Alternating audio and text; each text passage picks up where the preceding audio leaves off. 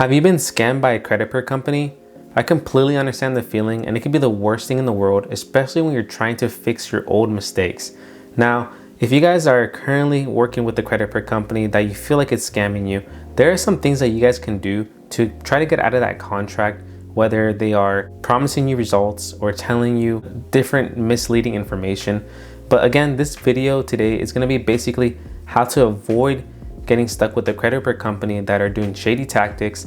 And this goes for anyone, whether you're someone that's looking for these services or you own your own credit card business. And I want to make sure that everyone knows that you need to be compliant with the FTC. So go ahead and leave a like, subscribe, and comment on this video if you've been scammed by a company before, and what are some things that you were able to get out of that contract. So the first thing that you want to make sure when you're working with a credit card company and making sure that you're not working with a scam is you want to make sure that the contract is correct and they have the legal verbiage that needs to happen within the contract. So there are a few things that you want to look out for. Making sure that there's a right to cancel for a limited time period, which should be about 3 to 5 days, depending on the state. Second, you want to make sure that the services provided are installed within the contract and you know what's going to happen throughout the term of the agreement. Now, the third thing I want to make sure that's within your contract is making sure that there's no long-term agreement. A credit card company should not be keeping you stuck within a long-term agreement, because honestly that is pretty shady. You want to make sure that it's a month-to-month or a pay per delete. So a month-to-month, you can cancel anytime, and for a pay per delete, you only pay for what was deleted off your credit report.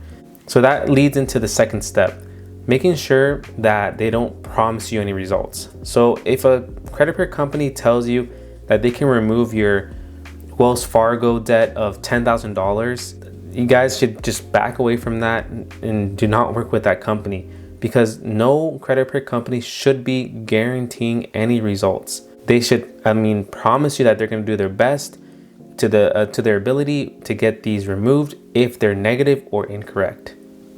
So next thing on the list is making sure that the credit card company doesn't charge you up front. Now you have to be careful with this, because a lot of times they're going to manipulate the wording within your contract and they're going to charge you for some kind of consultation. Now, the consultation cost should be free.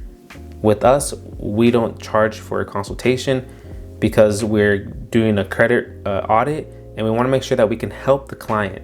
So if you're a credit card business, make sure that you aren't manipulating your customers, because at the end of the day, you want to have a long-term friendship and partnership with each client that you have. So within the contract, make sure that you guys have a right to cancel within a certain time period. You also want to make sure that they don't charge you up front. And a way to get out of this is make sure if you're a credit card business, you want to have an automation.